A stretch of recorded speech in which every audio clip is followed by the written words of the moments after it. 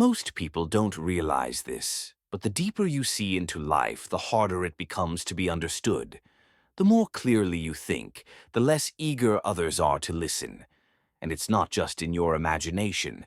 History shows that society has always been uneasy with deep thinkers. Not because they were foolish, but because they revealed truths people weren't ready to face. From Socrates to Nietzsche, from Galileo to Einstein, brilliant minds have often been mocked, silenced, or cast aside, not because their insights lacked value, but because they disturbed the comfort of the world around them. Philosopher Arthur Schopenhauer once argued that intelligence is not a blessing, but a burden. The sharper your perception, the more isolated you become. But why does this happen? Why does society resist those who think differently? The answer lies in human psychology. Think about it. When you stand next to someone stronger than you, you don't necessarily feel attacked. You may admire their strength. When you meet someone wealthier, you might envy them, but you don't question your identity.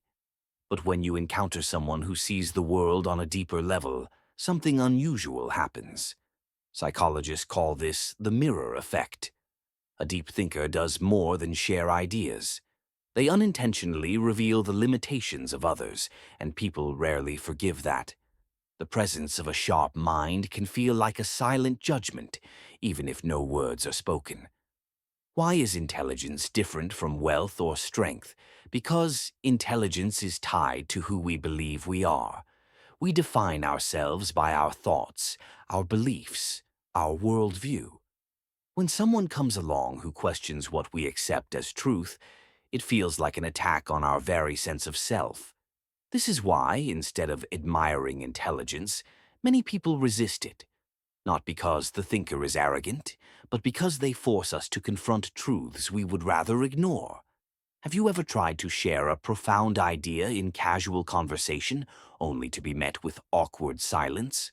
Or noticed how quickly people steer the topic back to small talk when things get too real? That's not coincidence. It's a defense mechanism. People would rather protect their comfort than expand their understanding. And here lies a strange paradox. Studies show that confidence is often valued more than wisdom.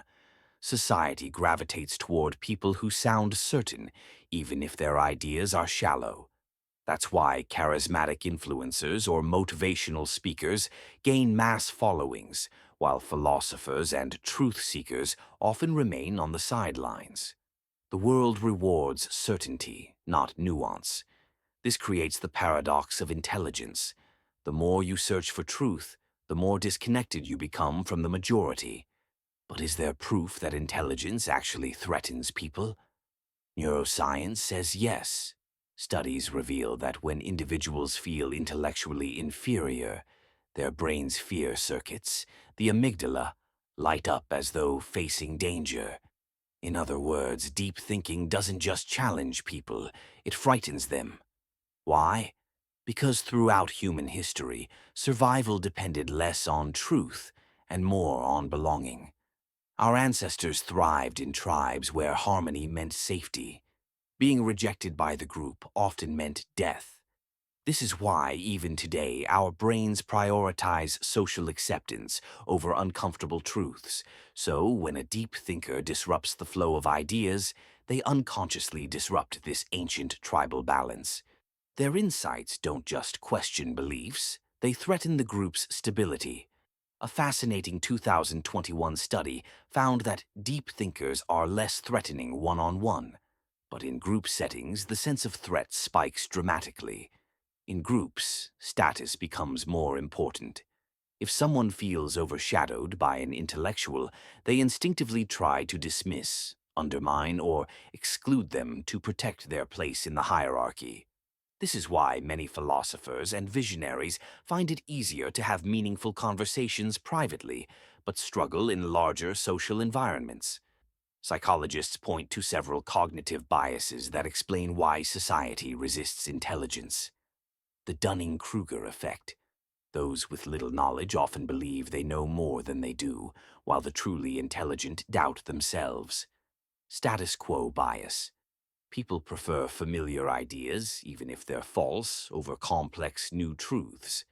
The backfire effect. When beliefs are challenged, people often double down instead of changing. Modern technology only magnifies this. Social media algorithms reward outrage and simplicity, not depth. Catchy, shallow slogans spread faster than careful reasoning.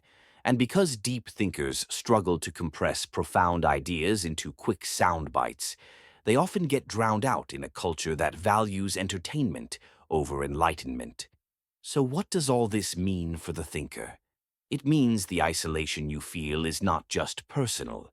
It is psychological, biological, and cultural. It is written into human nature, reinforced by society, and amplified by technology.